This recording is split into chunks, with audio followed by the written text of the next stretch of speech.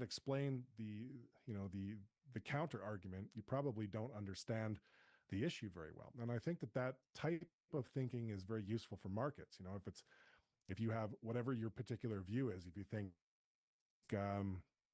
some event or some announcement or some technical chart or whatever is bullish, what is the counter argument for why it might not be, and who are the people out there that disagree with you? And you can seek that stuff out to try to balance yourself somewhere a little closer to the center rather than being extremely confident about things. I think that the world rewards us for confidence, right? Like if you're a stand-up comedian or you want to be famous or you want to get the most YouTube views, so it's really important to be super confident in everything you're saying, whether you know what you don't. I don't think that markets reward extreme confidence. They reward nuanced thinking much more than that. And so the idea is to reduce your confidence and be a little bit more flexible. And part of that is realizing that you're not always right and you don't know everything, and starting to sort of be receptive to you have the correct view, or that your tribe has the correct view, or whatever, right? I love that. Here's another broad question that leads us kind of into the second thing that I want to talk about more broadly, which is like building a strategy. But level 3. Before we get there, this is something I've been struggling with in terms of like my conversations with people, because I can't, and it's for newer traders. Let's say that they have like a pretty good foundation, they understand the space in general and the different kind of assets that they're playing with and so on and so forth. That's mine. What are your thoughts on focusing on one thing versus testing a bunch of different things, but more superficially, not totally superficial, but obviously less detail, understanding that dichotomy between being able to go to one thing, go deep, versus look at 5 things and go, So that's a good question, because there are pros and cons to both approaches. We've got an evil harvester here. Anyone? I'm going to say go deep. I'm going to say pick one thing and try to go deep. The reason I'm going to say that is you'd much rather be an expert, like deadly at one thing. If you really want to make money, you'd much rather be absolutely deadly at one thing than like pretty okay at 5 things. Because pretty okay at 5 things is not as good P&L wise as deadly at one thing. The other thing you're going to find, right, is that you get really deadly at one thing. Probably there's more than one instrument or market that you can do that one thing in, which means that actually by becoming an expert and going deep on that one thing, you actually do have access to the 5 things. So for example, say that you decide that you're going to be, an order book scalper, and you are going to piggyback order book sweeps. And that's literally all you're going to do. You're going to sit there like a sniper in your ghillie suit and just watch until you see an order book sweep, and as soon as it hits, you're just going to jam on it. You're going to ride it for 30 to 40 seconds, and you're going to exit, or whatever, however you want to implement that. But if you got really good at that, probably you find out that you can do that in options. You could do that in... What? Come on. So like, it's really hard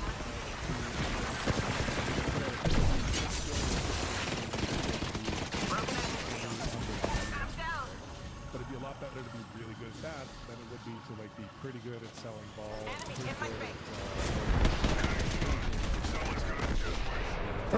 Opening range breakouts. Not only are you still social and all these things, but which one you should be focusing on any given day. No state. There is something saying, hey, I'm a order book sweep scalper. This is what I do, and it helps cut out a lot of the noise. Marcus Bar with level 2 shield. It's a full I squad. could see that at the terminal state, somebody that's a bit further along in terms of, having a market effect that they think is robust. Let's say that you don't have that, and let's say that you're not sure of what kind of effect you want to target. What do you think in that scenario? Might be a different answer from what people would expect, but I would actually say you should sit down and be really honest with yourself about your psychology or your personal psychological makeup and what you can handle, like what you're good at and what you're not good at, because you can stratify strategies broadly by some of their characteristics. So for example, you have you have positive skew and you have negative skew strategies. You have and then those strategies have associated win rates that are higher or lower. You have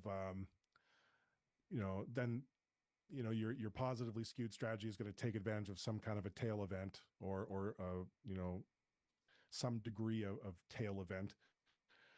And so it's not a bad idea to look at that and say, okay, so can I hold something and watch it go up 300% and hold? Or do I go nuts and feel like I'm going to throw up if I don't sell? If I win 25% of the time or 20% of the time, like, can I handle that? And if you do a simulation, like, and you see how many losses you might have to take in a row before you win, can you handle that psychologically? Like, or is that something that's going to drive you nuts? Some people like me, I have no problem with low win rate, really, really high payoff strategies. I don't mind losing lots of little bites in order to get a massive, massive shot.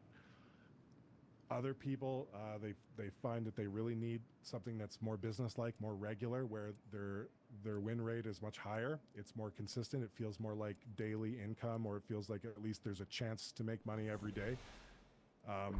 Those are going to be your negatively skewed strategies a lot of the time. It's short vol. It's like most of the time it wins, so it feels very predictable. And then some days are really exciting, and you feel like you're going to throw up probably, right? So I would say that that's probably the best way to think of it, is try to figure out, like, okay, am I the kind of person that I can handle low win rate with big payoff that makes up for it, or do I need like a more regular win rate? I hope you need a higher win rate, right? That's your short ball. That's scalper. Order suits. They all have pretty high win rates. They can get hairy sometimes, but they have high win rates. Mean reversion stuff, usually has a pretty high win rate. As opposed to like breakouts or trend, which usually has a low win rate. Trend, momentum trend, breakout, all that kind of stuff. That's usually more like whatever, like 25, 30, 35% win rate. But when you hit one, it's massive, but you're going to have to hold it for a big, big gain in order to make the whole thing viable. Exceptional. So if you understand that at least about yourself, you can narrow down what you would like to do, or at least what you should focus on. I absolutely love that. It's funny because that's the closest I've gotten myself, with it being a little bit more like tailored to the individual. It kind of sucks because when people will ask me that, or when I'll have conversations about that, it's always tough to give an answer, especially when I don't know the person well. But I honestly think that that's a great way to look at it in general, because every time that I would think about it, and I spent a while thinking about it myself, I really could see both sides of the argument, and it's really, really difficult.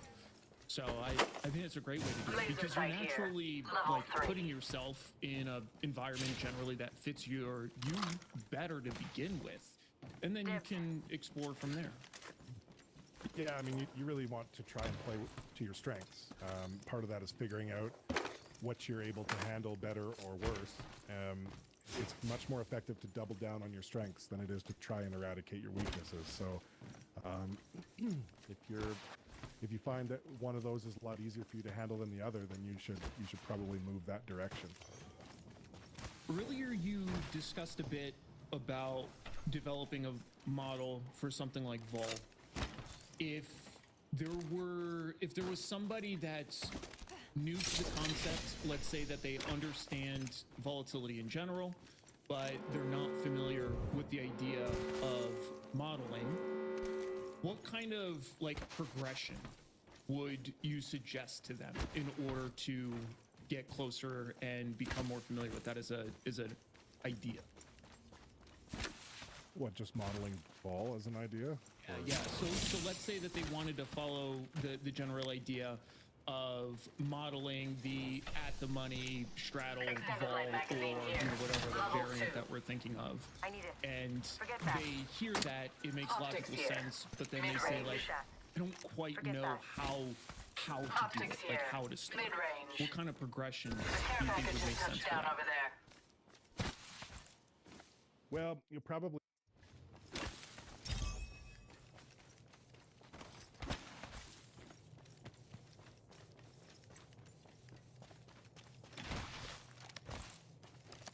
Please tie far. What's the enemy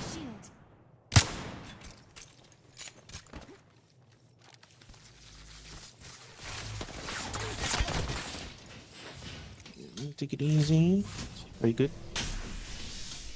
Yeah, they're far. I see an opponent.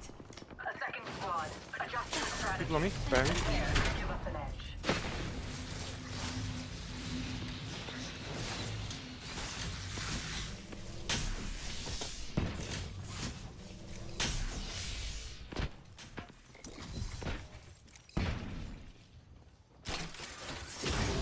Shush now. No more storms. Grenade. I'm under fire. I shattered an enemy's shield.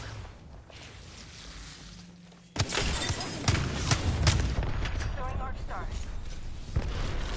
I'm fencing. What's the enemy shield?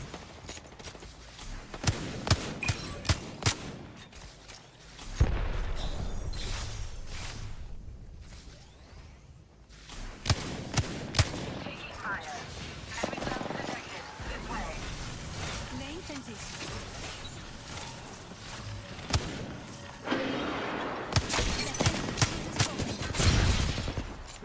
Punching a tunnel. Tossing a grenade. I'm fencing. Porting over. At the portal. Shield is broken. Laying fences.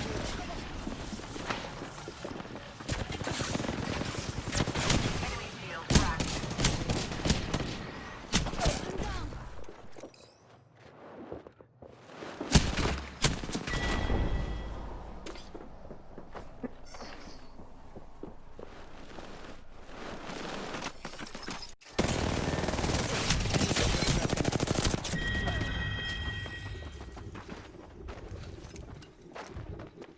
Opponent over here.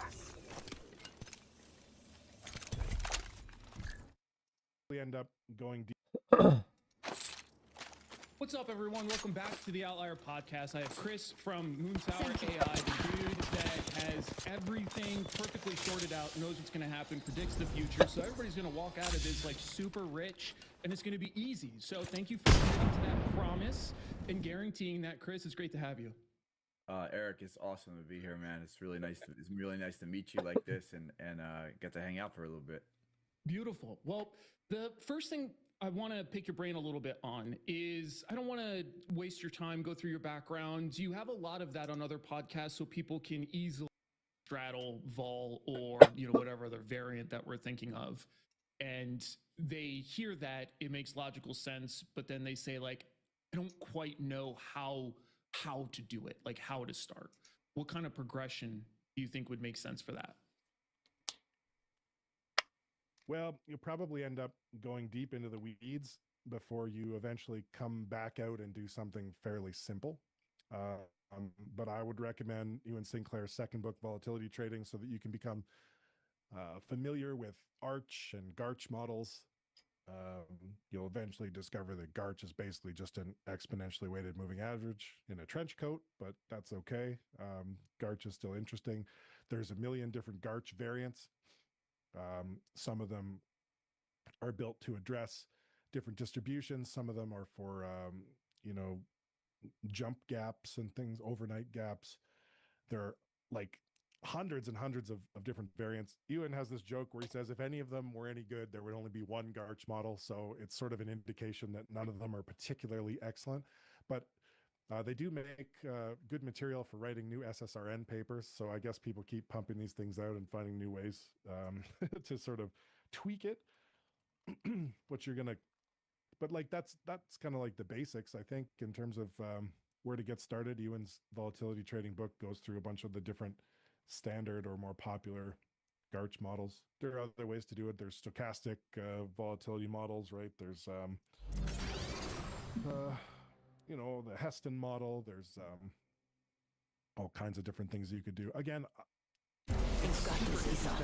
stuff Count, to read up on, weapon, learn, podium, and count, find, weapon, or podium. It's useful to understand some of the I assumptions came here that for bake into these revenge, things. but I'll stay for the You'll treasure. end up probably doing something simple because you're going to find that there isn't actually much upside to running a full Heston model versus just Garch or you know, or even using something as simple as like you know, average true range, right? Like something really, really simple. So there are a lot of different places to explore with that. I would say that, yeah, Volatility Trading, the book, is probably a great place to start because it walks through a sequence of different models that you can use for estimating balls. Okay. At that point, you can get into more advanced stuff, stochastic volatility models. But again, ultimately, whatever it is that you're going to use from your home screen in your pajamas is going to be pretty simple. Because all you really need to know is some kind of a rough baseline, and it doesn't have to be better Level than whatever the big boys down in New York are using. So A nitro gauge. So Keep let's full say gas. that somebody, they read that book and they, fun fact, should also read the book that you wrote with Ewan, which kind of tangentially touches on a lot of this stuff, especially the idea of testing, which I think is super important. I know you're not gonna promote yourself too much, so I gotta do it for you. But the other piece then, so let's say that they read the Next books location is and on they your say, map. well, fuck Have a it, look, s'il vous I'm plaît. gonna just start with a regular block. I'm not gonna go eGarch, I'm not gonna go GJR, I'm not gonna go anything. I'm just gonna they pick a model. After they pick I need heavy ammo. For a laser sight. Let's go here. I don't know if anyone would agree with me, but you know what I would tell you to do is your ball For estimate VIPs only. for Don't ATM, mind if I do.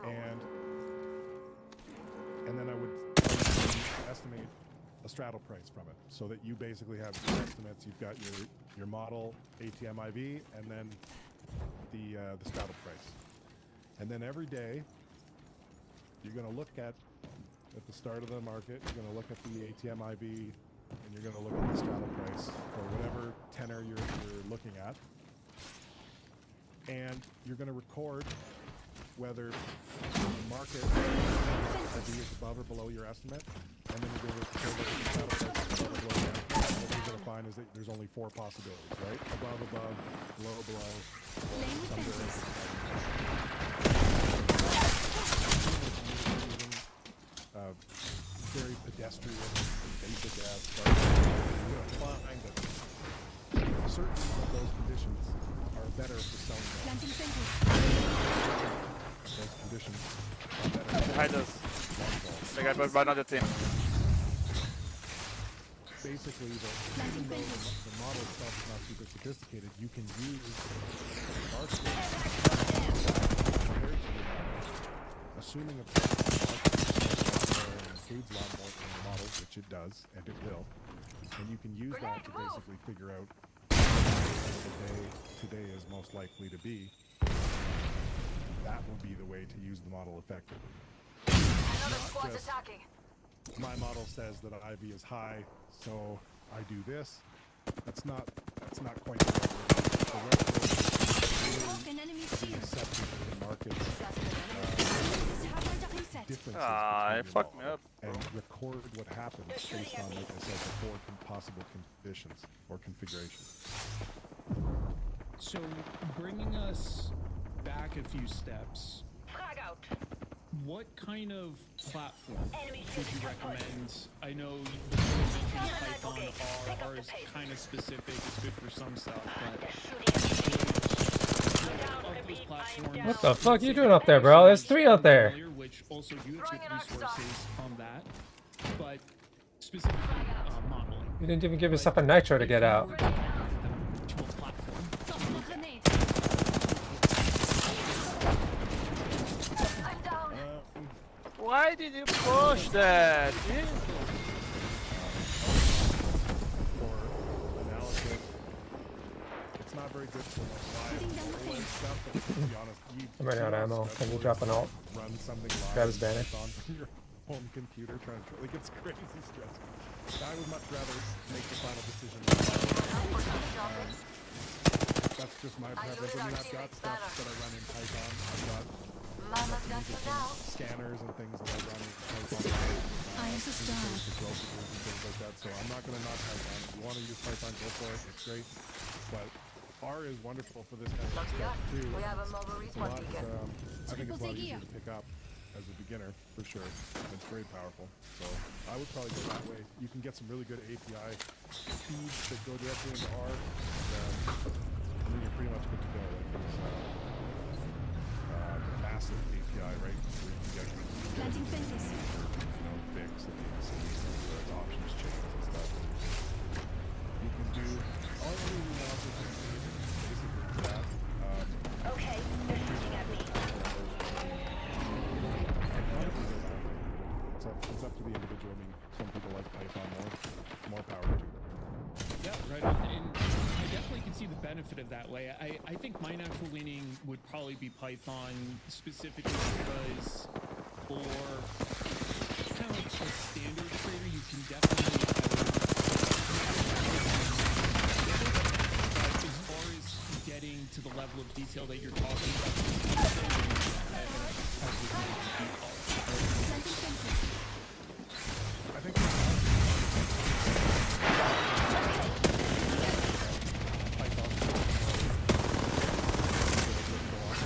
a lot more Cracks. Oh, you guys fucking died. brokerage while you're, Don't you fear, while for you're now you like, face the other trading side. during trading hours and things. Like that. That's the way to go.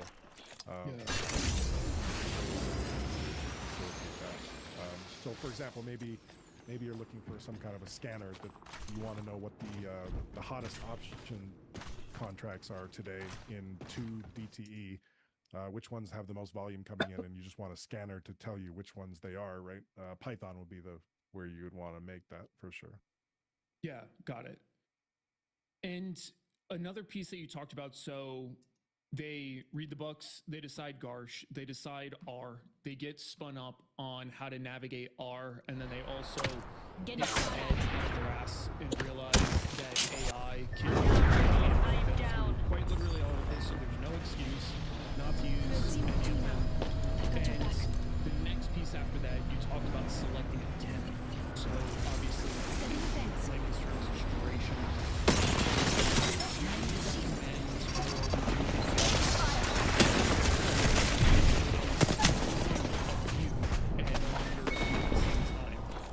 You really thought you belonged in here with Yeah, I mean, I would say monitor a few at the same time. You want to take a reasonable amount of consideration on your tenor, right? Like the tenor is not, it's not just a whatever decision. And the reason that I say that is because some tenors are of much higher interest to larger operators than others. So the question you should ask yourself is, how badly do you want to get beat up by people with billions of dollars, right? Because if you pick tenors that are of particular interest to much larger operators than yourself, you're up against some of the baddest people on the planet, and you should try to pick tenors where the counterparties are a little bit more adventurous, shall we say. My general view on that is that when it comes to options, obviously the longer time period that you have, generally speaking, the sharper the market is going to be.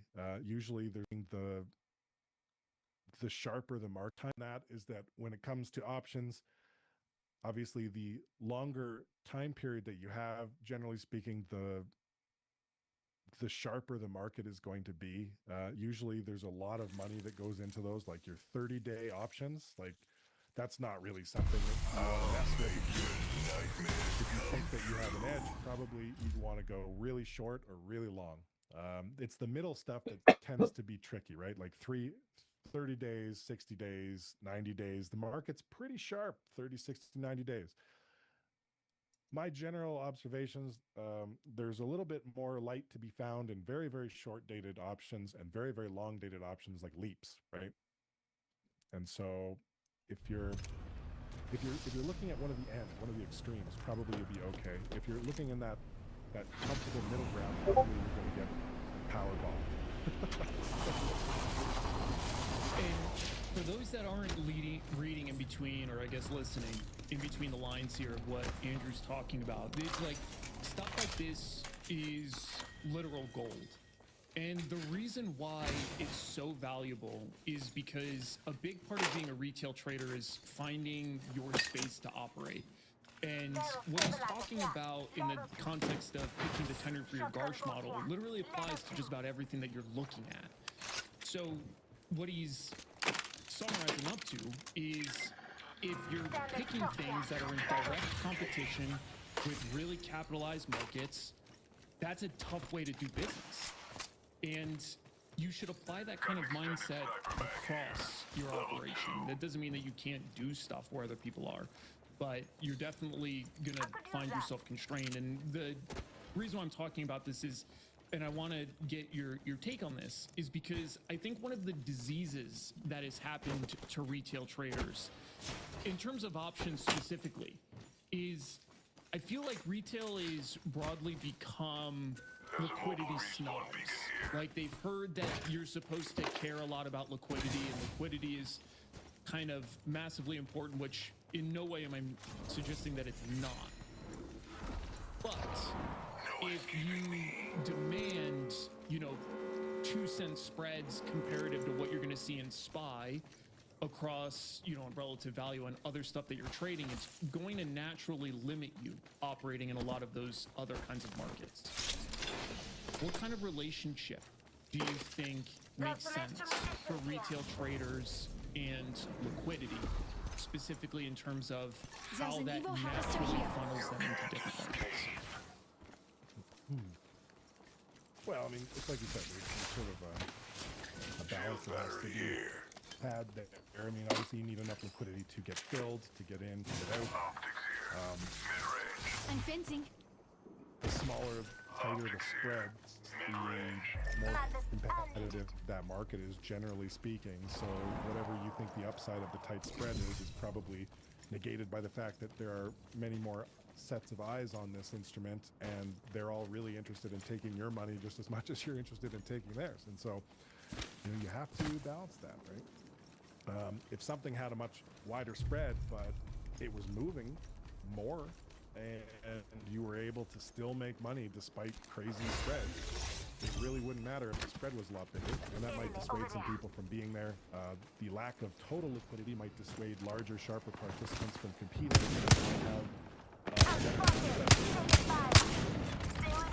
So, like I said, there's sort of a balance to be had there. It's certainly not tight. One of the things, interestingly enough, right, with short-dated options, you can tell that a big inflow is about to hit the tape when the spread increases, right? And so, like if you're watching like a 50 delta, 55 delta call or put or something, and all of a sudden the spread widens like substantially, like, there's a big order about to hit the tape. Like something massive is about to happen. So the time when the spread widens is probably the time you might want to think about doing something. So you have to be a little more direct.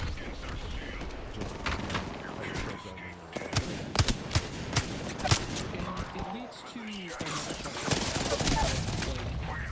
becoming dynamic in terms of what you choose to optimize for. I find sometimes the point of if vol high, you sell sell premium, and if vol is low, you buy premium. You know, kind of like those really rudimentary ideas like that can lead traders to optimize for really the suboptimal thing in the broader expression that they have. So if you were to give somebody some ideas in terms of how to prioritize what they optimize for, how would you lay that out? I'm not totally sure if I understand your question, but I mean, No, I ideally can you're reframe it. optimizing for P&L, right? Yeah, no, sorry for being confusing there. What I'm asking here is, it's easy for a trader to optimize for pretty much any one factor, right? Like if I want to decrease my daily theta decay, if I want to maximize gamma, if I want to get into something where vol is the cheapest, and so on and so forth, right? You can optimize effectively for anything. But I find a lot of times traders mistakenly are optimizing for the wrong thing. And it's because, again, going off the liquidity thing, sometimes they might completely choose to optimize for liquidity, foregoing the rest of this equation, and that can apply to volatility and so on. So what I'm asking here is, if you were to give somebody some ideas in terms of like how to determine what they should optimize for, what kind of thought process might they be able to follow? Yeah, okay, so that.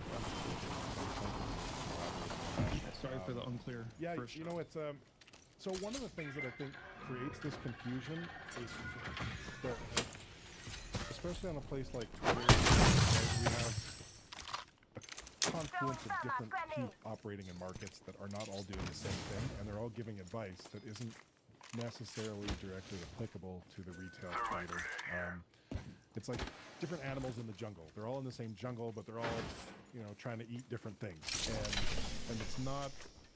So, you know, if you listen to the lion, he's going to tell you something different than the elephant or whatever. And so you have people that manage funds, and then there are people that are allocators, and there are people that are market makers, and then there are people that work at prop funds or prop firms.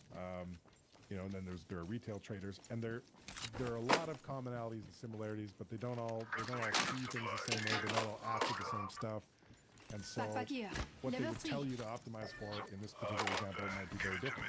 Right? A really big fund, right? Sharp ratio is probably what they're after, right? If you have $50,000 to your name, sharp ratio what you should maximize. I would say no, right? And I would say, I'd probably stick my neck out a little bit and say, hey, you're probably more interested in like Sortino, for example. I would much rather be optimizing for Sortino, and I understand the philosophical problems that people have with Sortino about like separating upside and downside. But I would suggest that Sortino, when you have a really small account that you're trying to make really big, is probably a lot more helpful to you than Sharp. I'd probably be wanting to maximize Kelly in terms of like what I'm finding, the effects I'm finding out there, and Sortino. And I think if I had a really good Kelly, not necessarily that you would be betting full Kelly, but if I had a really good Kelly and I had a really good Sortino, I'd be a lot happier with that if I had a small account than I would be with a high Sharp. Sharp, I think, then becomes more important as your account grows and gets into more sizable terrain. But yeah, I'll stick my neck out and say Kelly and Sortino are probably the way to go. People can explain in the comments if they want to, I guess. Welcome. I think it's a good frame of reference. And for those that are unfamiliar with the difference between Sharp and Sortino, Sharp, it's effectively taking overall P&L vol, and then Sortino is focusing more so on downside vol. And it is more forgiving. And when I say downside, it's P&L, not in terms of price direction. So taking that same exact idea in terms of optimization and zooming us into an individual options trade. Let's say somebody is looking to trade a 0-day option directionally. And there's a lot of competing forces there, and as we all know, the Greeks get really amped up as you get closer to expiration. So you are at the party. If you think about how to optimize zero directional expression to be more specific here, make it a little easier. It's a directional expression. How do you know what you're optimizing for in that general scenario? For that particular scenario, I would think that you're going to try to optimize for Laying fences. probably average favorable excursion. Like if we're talking directional, we want to get some idea how far these things go in our favor and how far they go against us, and we want to try and be maximizing what we're extracting directionally, without hanging on to it so long that the market's overall mean reversion tendency has a chance to take effect, because that's kind of the tricky part of the zero DTE stuff, right? Is that we're going to get some movement, and depending on the volatility conditions, it can be extracted. But the idea is to try to extract as much as you can without having the mean reversion, land on your head. Right? One of my And fence so circuits Are you doing my outside. fences? pretty interested in mean favorable excursion, mean adverse excursion, and figuring out.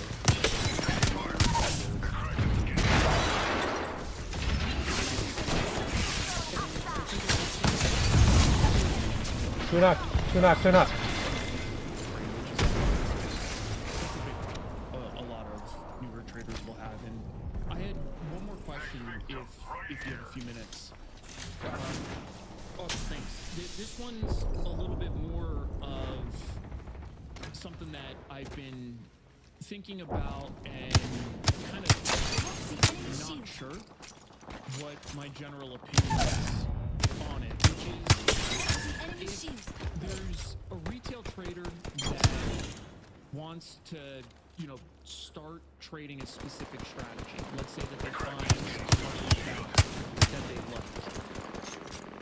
What are your thoughts on striking the balance between testing it in other markets versus sticking to the fastball and what you know it works?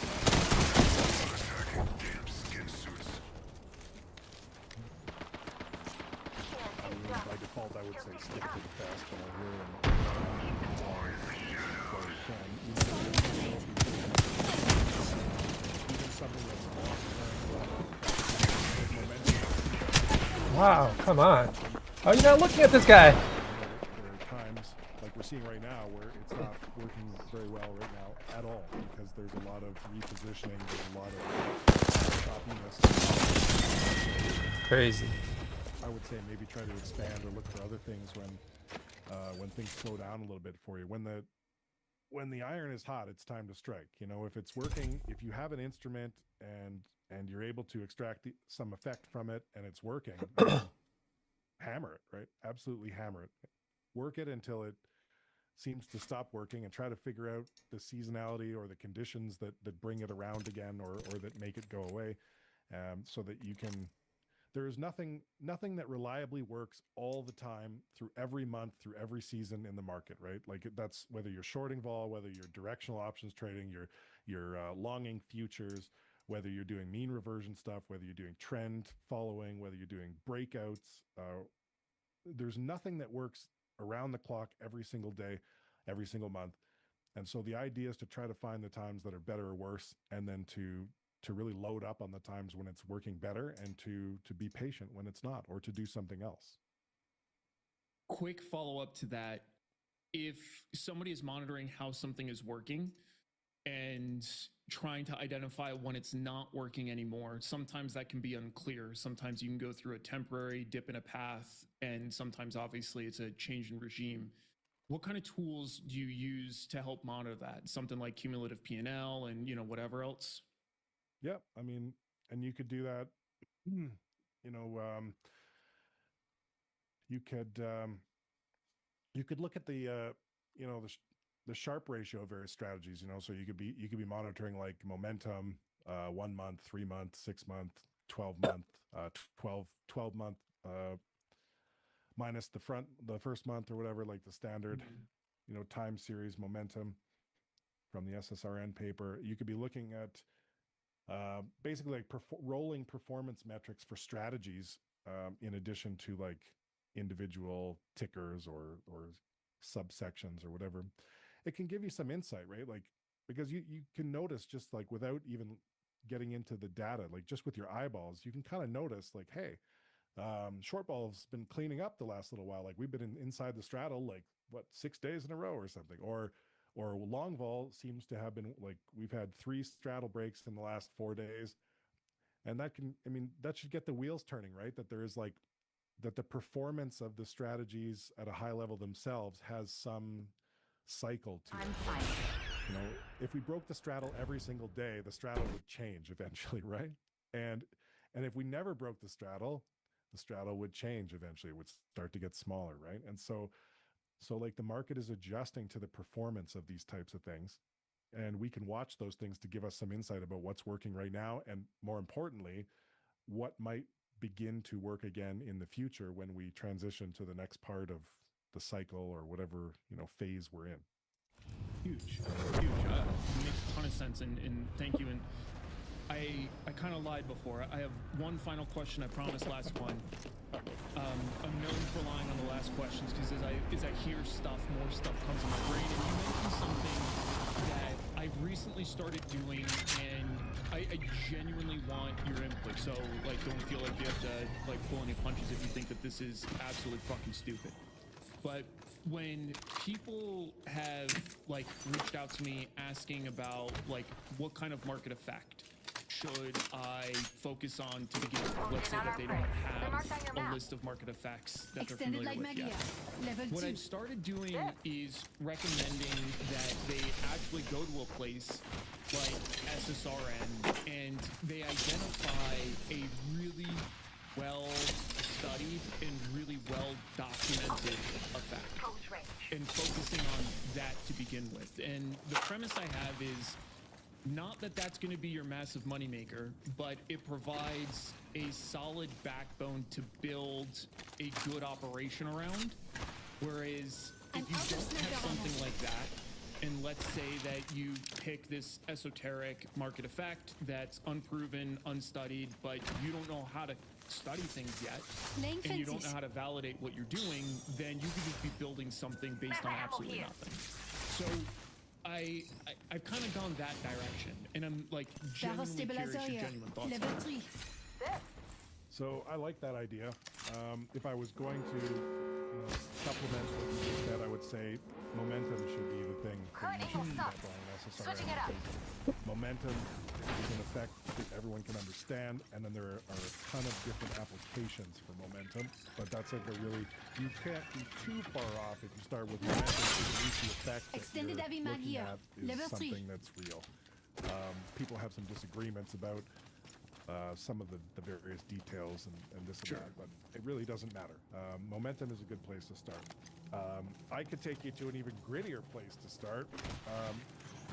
And I would first say, when you think about volatility, especially when we think about realized volatility, a lot of people, they like to intellectualize it almost to death as though it's a purely statistical effect. Like this is like volatility is like, you know, it's like an animal that we can Setting observe in offense. the wild, you know, like a crocodile or something. And what I would suggest, right, is to get that out of your head, that realized volatility is a statistical artifact from price impact. And price impact is people buying and selling shit. And the extent of that price impact is the extent Taking of a the new realized angle. volatility. So when we talk about volatility, when we talk about realized volatility, we're talking about price impact. There's a I number picked of up the reasons enemy why scent. price Mark impact them on is your map. larger or smaller any given day. But at the end of the day, it comes down to people buying and selling, which means it comes down to the order book. It actually comes down to a collision of multiple Taking order a new books across angle. different instruments. But if you understand that and that makes sense to you, Close in on our prey. They're marked on your map. and you can watch things and you can learn about all kinds of effects that are very real that you know Let's go you there. don't need to waste a ton of time reading up on. And I think something like an order book sweep is a perfect example of an effect that you know you don't need to spend 10 years reading up on order book sweeps to understand that, like, if someone sweeps an order book, there will be price impact. If there's price impact, the realized volatility that we experience will be large or larger than expected. And that means that people may chase there may be Keeping people that on the wrong side Someone about to gave get that blown prey up level that 2 will have to shields. sell back at Running with the full unfavorable squad. prices. All of these Someone things are gave that good prey for level 2 traders shields. because it's an Try and opportunity have that shiny tag on you. you could Shatter the probably prey's do. shield. Catch 'em off. That's the kind of thing that I would suggest you get your hands dirty on because you can do that Marcus in a Farr paper with trading level 2 account, shield. Spotted and an enemy there. Part of a full squad. after a few hundred reps, Never you'll mind. probably know more than someone that's read 100 books and never plays the trade. Marcus So Farr with level it 2 really is a shields. hands-on activity, but Part of that's a full something that squad. I would recommend Pack people the do. prey. Over there. Right? The order book, Ignore that. its relationship to price impact, that its got an relationship angle. to people buying the product, shot its at. relationship to really important. That really is the essence of the market, right? So take a look. Shatter the prey's shield. We got specific spots to go. They can see momentum, Enemy shield book cracked. sweeps, very clear. And Enemy at shield. least some pretty good ideas for folks. Throwing an axe star. Absolutely awesome catching up with you. Tossing a It's, grenade. Chat with you, man. So thank you for spending the time. For folks in position. that want to check out your work and whatnot, you have your Hello, corporate there, dealing. there. I can throw a link to that below. Squad is And attacking then us. you have a bunch of other books too on like statistical activating modeling and a stuff. voice Is there anywhere else that you would like to direct people towards, and I can include some links? Twitter, X account. It's got a link in the bio for all the podcasts, on Amazon, all that stuff. Check out, they can find it. Always a pleasure. It's been fun chatting with you again. Combat immunity. And Shush now. everybody, we will see you on the next one. Catch you guys later. Big shot at. Frag out.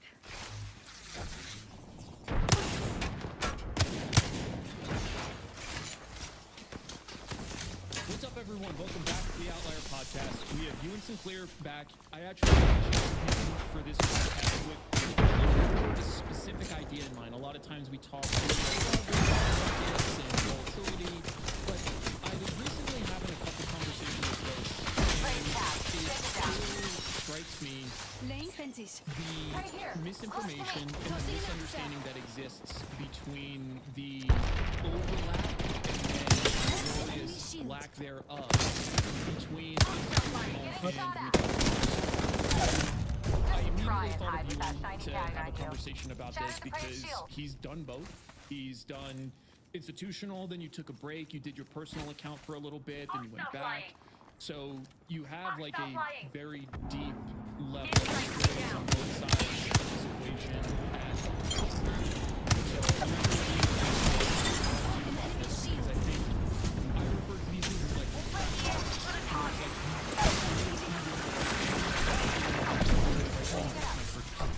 so I want to explore that that world a little bit with you. But before, as always, thanks for coming in for a little bit. Introduction or not? No Another problem. squad's pouncing on us. Started whining in the background. I don't know what Using a voice nexus. Anyway, thanks. Sick. Thanks for deployed. that. Let's see if we can disappoint some people who don't like the stuff we're saying to them literally for free. That was good. That's a joke, people, because we were just whining about it. Right. Yeah. No. And they're gonna be there. So I'm excited to hear what they got. But first, I thought we could start just at like a very high level. If you were to Enemy in summarize sight. what institutions are doing versus retail, and I know even institutions is kind of an annoying way to put it. There's so many different things. If you were to explain to second-year traders between institutions and retail, what would you say? Oof. I mean, that is really tough, actually, because Need a new angle talk on about this. the differences in sort of the way they're set up. Second squad is attacking us. I mean, okay, we could just, before I go on, we could start there, right? It's like sometimes, and I cracked the target shield. institutional traders like, because I could tell you the track record I of cracked the target shield. but I can't tell you my track record because that involves doing a whole bunch of different things. Launching to a new angle. You never, I don't know what your return on capital Opponent over here. Traveling in a void. given a, Let's go here. at the end Hold of on. the year, you've got This 110 void vector million thingy dollars. is freaking fast to us. Right? If you're working at a trading firm, you don't get a result. Like, you see your account equity go up or down, but you don't know how much risk capital is being allocated to it. So, when someone's like, what's your track We need record? to echo for a The better answer angle. is really, you don't understand what professional Combat too easy. institutional, and by that I largely Pass some break. sell side stuff, and that's the other thing. Wait, position to Between there. buy side and sell side is enormous. Buy side is almost like retail. Whereas most of the big Right there with level 3 firms shields. Part of a full squad. are largely sell side. Like, most of them are providing liquidity, market making in one shape or another. And it's obviously there are people who are pure market makers to people who trade positions but only get it on the middle of the offer or something, and a whole bunch of stuff in the middle. But I would say most institutions are not taking sort of risks that retail always thinks you need to take to make money. Because they can do it with much bigger size in much smaller edges. So, I mean, almost by definition, right? Professionals are better than retail. And Throwing an arc we've got to be star. honest about that, right? There's no We're leaving. other performance-oriented thing Cooking in an arc this star. world Planting fences. where amateurs can be I cracked the professionals. target's shield. That's why the professionals are the professionals. So in their sphere, they are definitely better. Gonna fall back. Having said that, you take a professional out of his seat, say there's $1 million, sit and play your IP streams, make some money. Most of them can't do that either. It's a very different job. But Sorry to interrupt. Could you? That's such a fantastic point that I don't think is talked about enough. Could you double click on that? The fact that if you take somebody that was operating in an institutional capacity doing some function, and then you give them the full suite of just retail and what that is encompasses, like how their performance might look there. Putting down a fence. Backpack here.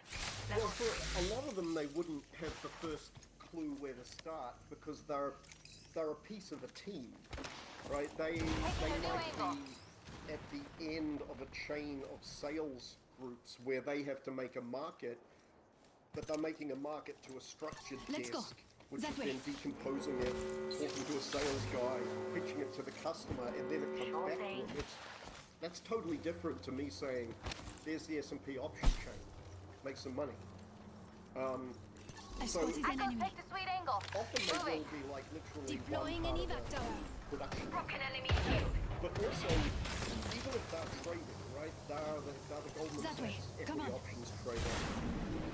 How much money is there due to them, and how much money is it because customers are trading with Goldman Sachs? Like, you take that guy and you say, we know for EBC. Hone in on our prey.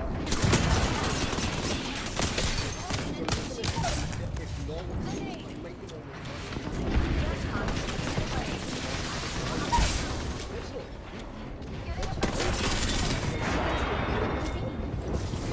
come up with a, and this is something I did when I was working at marketing firm. When it came to paying traders, I used to kind of come up with a almost like baseball, so you've got dollars above replacement. So you're like, look, this is a really good job this year. This guy made $5 million. That's great. But I think a good trader, like that we could have pulled off one of the other desks, might have made $10 million. But this guy didn't have a very good year and didn't make the money he should have. And there's other guys who are like, look, this guy's a great trader, but dispersion Hugging a goes in frag that grenade. fashion quite a lot. Back to this I hardline. know he Throwing did an arc really star. well relative to what he could. Planting fences. Kind of feel like a whole person. Basically, the institutional guys, there's a lot of money they get given because they're at the institution, not because of anything they do. The seat and the franchise has a lot of value, whereas a retail guy has none of that. And then you were also talking about the function, which I think is a really, really important component to double click, because trading is also one of those really weird things, in my opinion, where typically speaking, when you're trying to play rugby or you're trying to get good at jiu-jitsu, you're looking at people that are really, really good, and you're saying, like, how can I emulate them? How can I take pieces of this and try to onboard it? And I think retail traders sometimes struggle with figuring out the pieces that make sense to take and emulate, and then the pieces that don't. And to give you an example here, a lot of times you'll hear retail traders talking about hedging. You'll hear them talk about hedging all the time. And they want to hedge the risk, they want to reduce their downside, which sounds smart, and they're hearing a lot of different institutions talking about that kind of stuff. But then they kind of forget the actual game that they're playing and what that does to their performance. So think about the functions that institutions do that That's another squad think shooting at us. are Hope they good suck at it. examples If the and fence good gets crossed, elements we'll know. that retail traders I should see take somebody. and try to integrate it into their trading. What are some of those things that might come to mind? It's not so much Okay. the technique, general principles. So go back to your Baggy, half in the if you bag. go to turn like a James Street or a Susquehanna, their idea isn't so they don't do shit. Their idea is so Someone they cross the take fence. away all Get the ready. Got my eye on that spot. exposure to the one thing they do. So I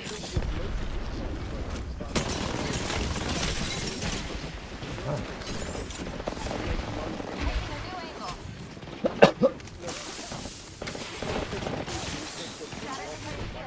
there's a thing called a hedged option that you're doing.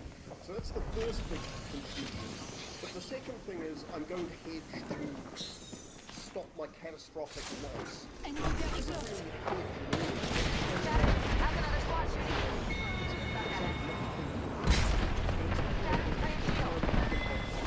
That's like a different layer of risk management above that. So I also mean that retail person gets that wrong, and they try to hedge.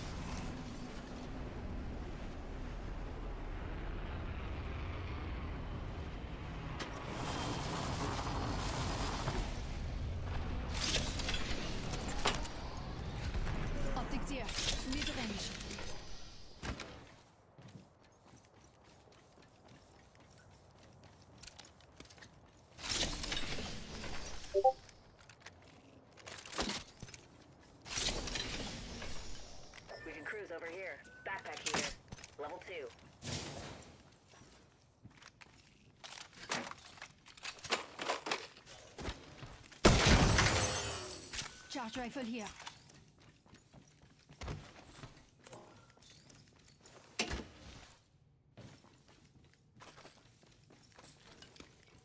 Backpack here. Level 3.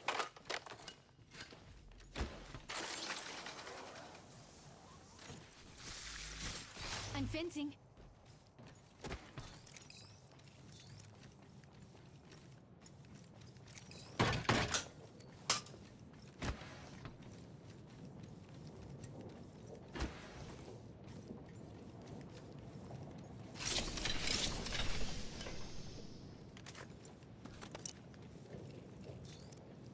Shield battery here. I'll bag that.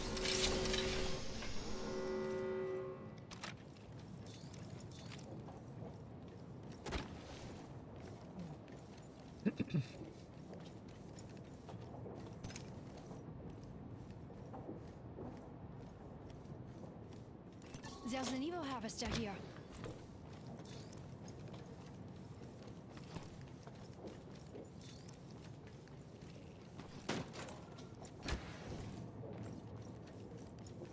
Backpack here. Level 2.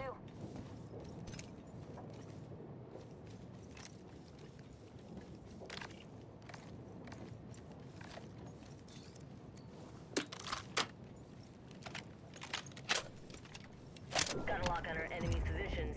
It's on your map.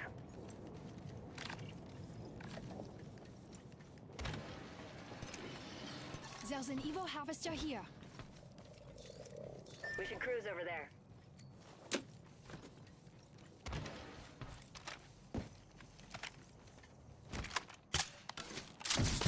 There's extra supplies here. Backpack here. Level 3.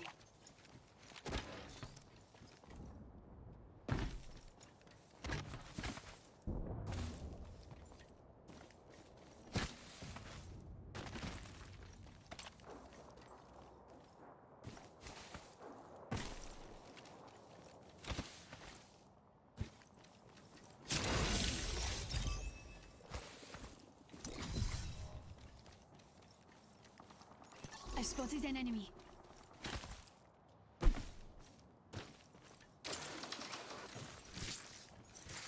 Fence placed.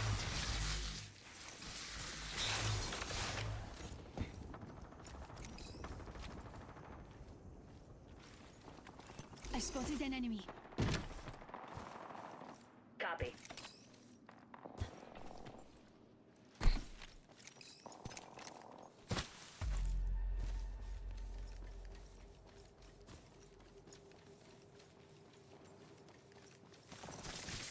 I'm fencing.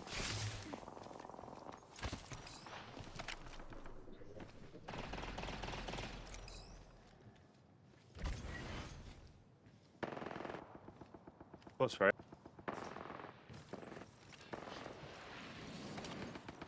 Cracked shields on that bandit. Knocked.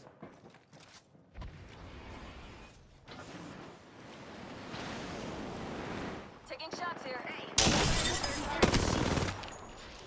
Fox 3, firing missiles. Tossing a grenade. Cracked a Bobby's shield. We got another squad extending to engage. Throwing a grenade. New team behind, new team behind.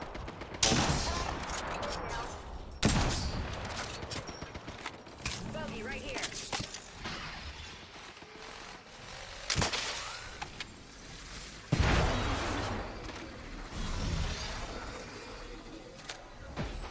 Maybe we all die.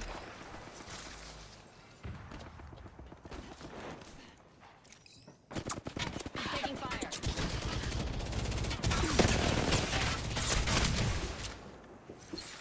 Setting a fence. Rival here. Throwing frag. Under fire. Mayday, mayday. Grounded. He's one, but I'm dead, I got.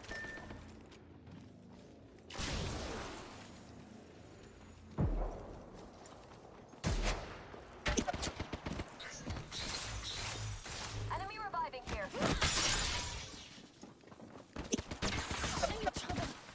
Why didn't we halt out like you're gonna sit?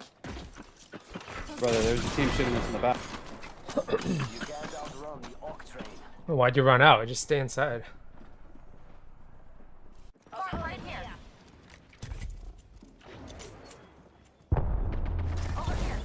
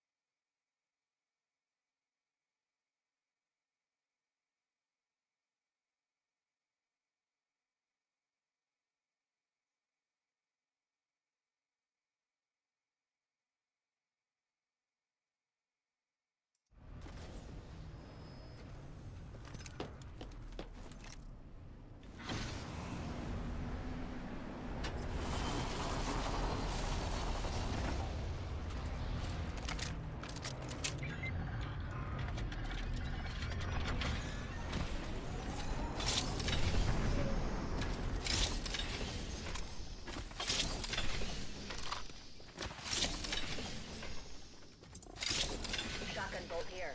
Gold here.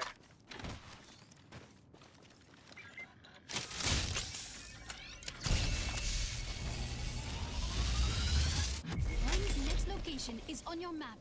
Have a look, s'il vous plaît.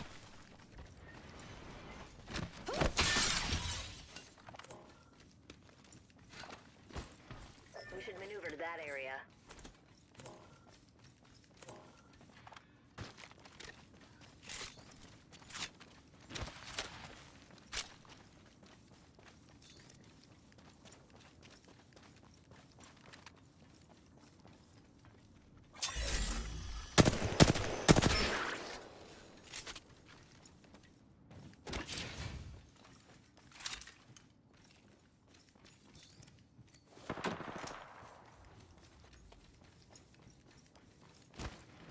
Optics here.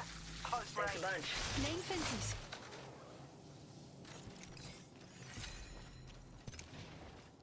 That way. Come on. Survey beacon here.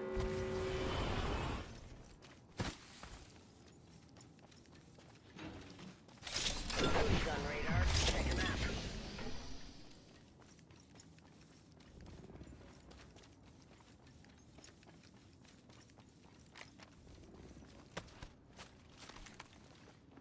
Shield is broken. Team. Box 3. Missile off the rails. With the ring ball.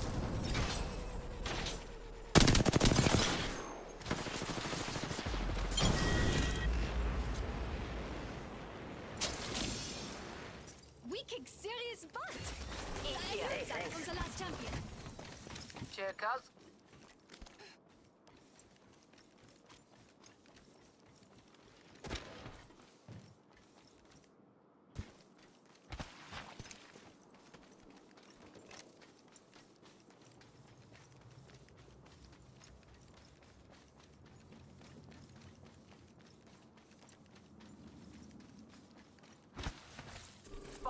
enemy over there.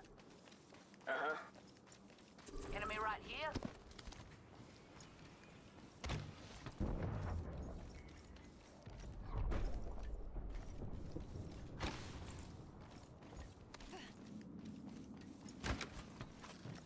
There are more supplies in this bin. Got a rotten bloody egg over there. Uh-huh.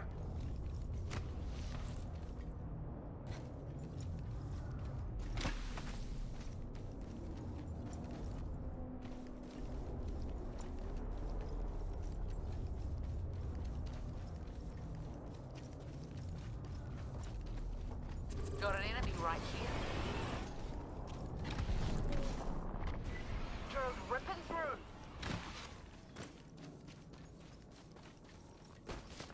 Wrecking balls rolling and exploding. Setting a fence.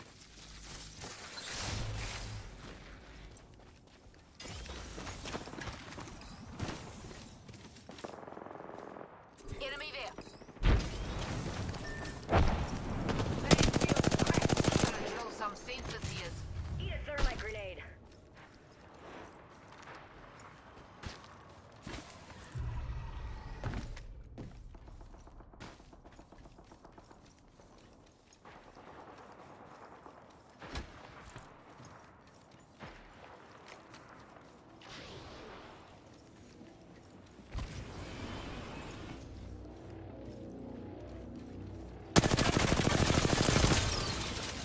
Got another bandit. Fox 3, sending the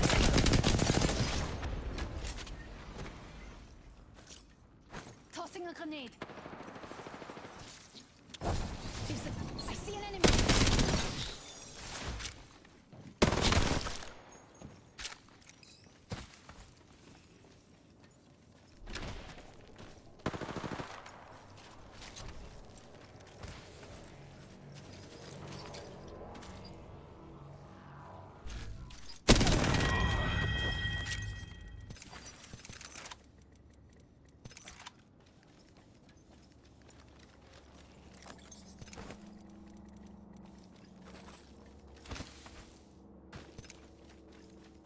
Survey beacon over there.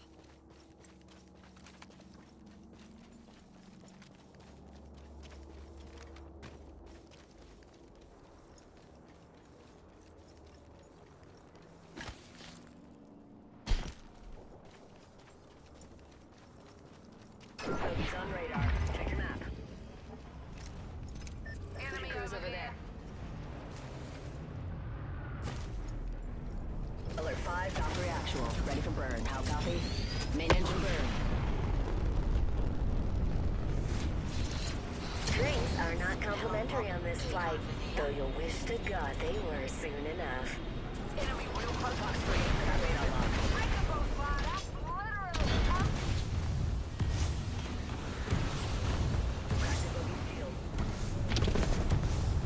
The enemy is here. Taking fire. Cracked shields on that bandit. Need some help here. Drilling right through you.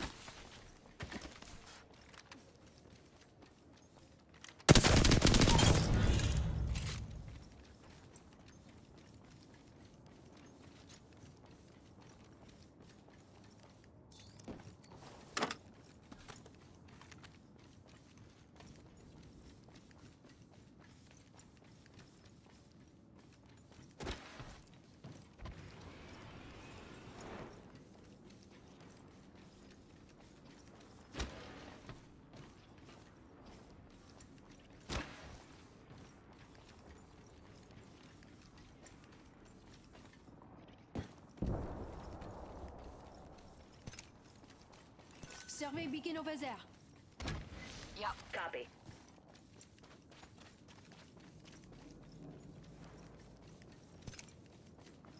Let's go. That way. Extra munitions for you. Got a lock on our enemy's positions. It's on your map. Standard stock here. Level 2. Respawn beacon over there. Uh-huh.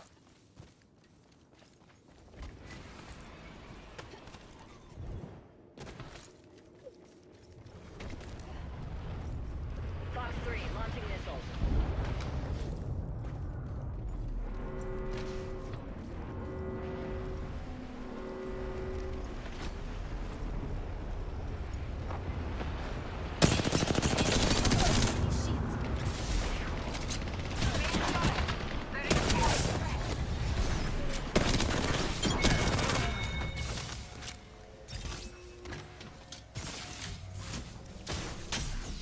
Alert 5, Valkyrie on standby, ready for burn.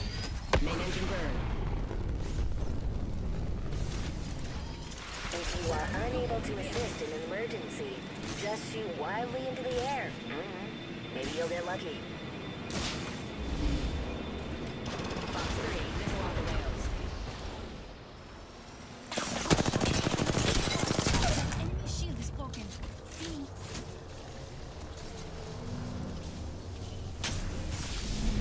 Open wide. Here comes the drill.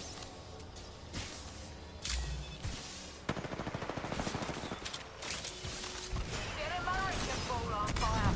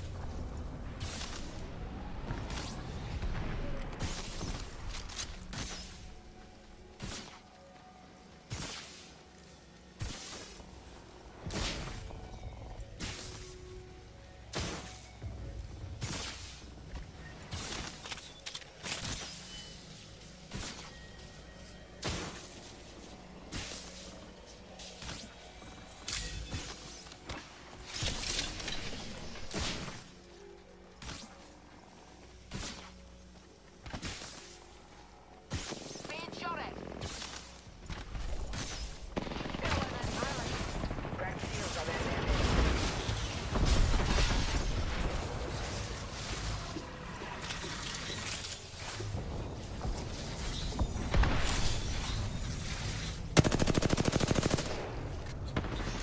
Bandit burn.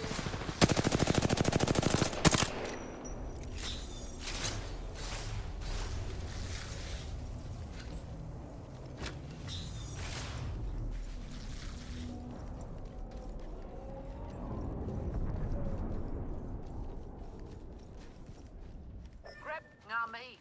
Let's check this quadrant. Alert 5, Valkyrie on standby, ready for burn. Burn is a go. Please direct your attention to the flight attendants as they demonstrate free falling into certain death. Let's check that quadrant.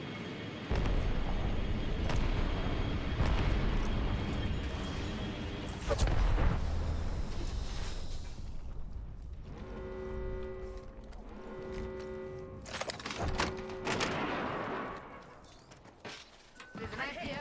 Over armor. We got another squad extending to engage. And fencing. Let's go here.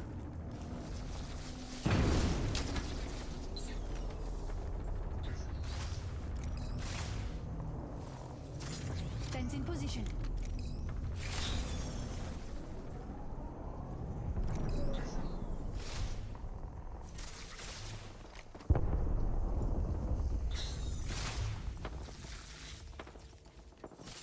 Planting fences. Arm up, cuzzies. Got some goodies for ya.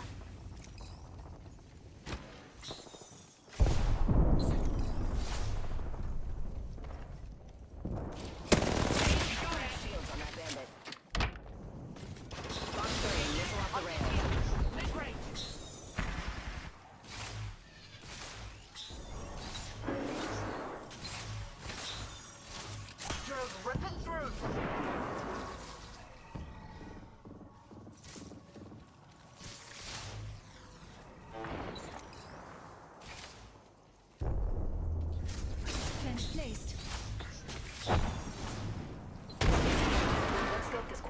here. A second squad is attacking. That's it.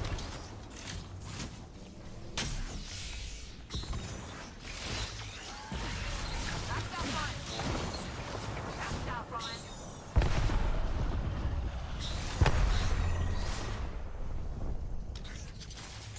Bogey there.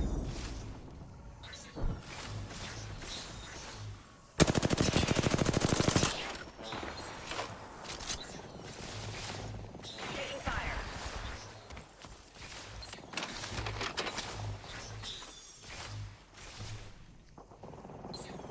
Jacob. Go here. Cast it. Hello, 5. Valkyrie actual. Ready for burn. How copy? Main engine burn. Should air pressure drop, oxygen masks will be provided. If you're traveling with... We should head that way. Go there.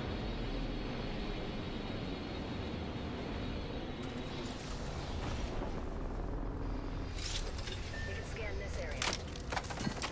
Fox 3, sending it home.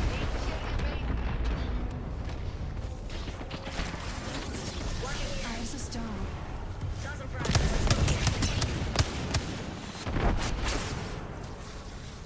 Fence in position. Chakranasta.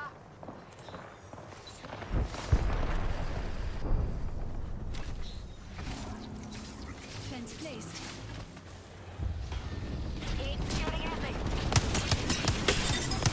Shield.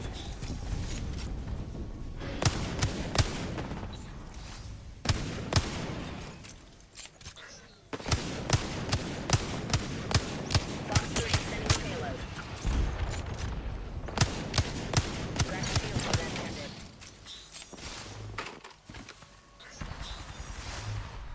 We got another squad attacking us.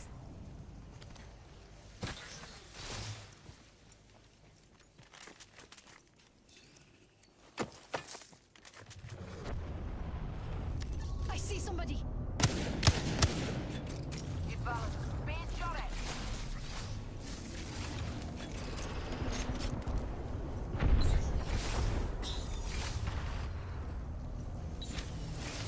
Cheers, please.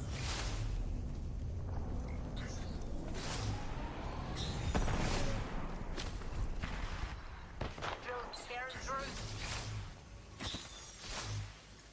Let's scan this area. Bandit here.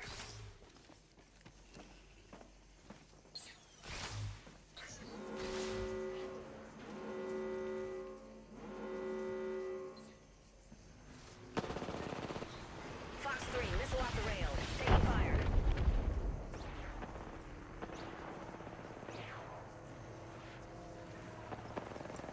Explosive wrecking ball out.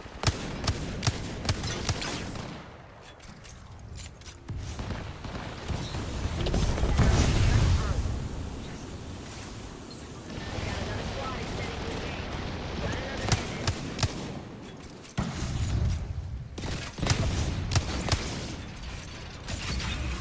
And fencing.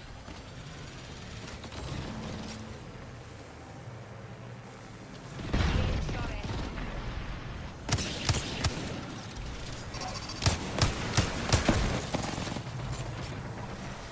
Putting down the fence.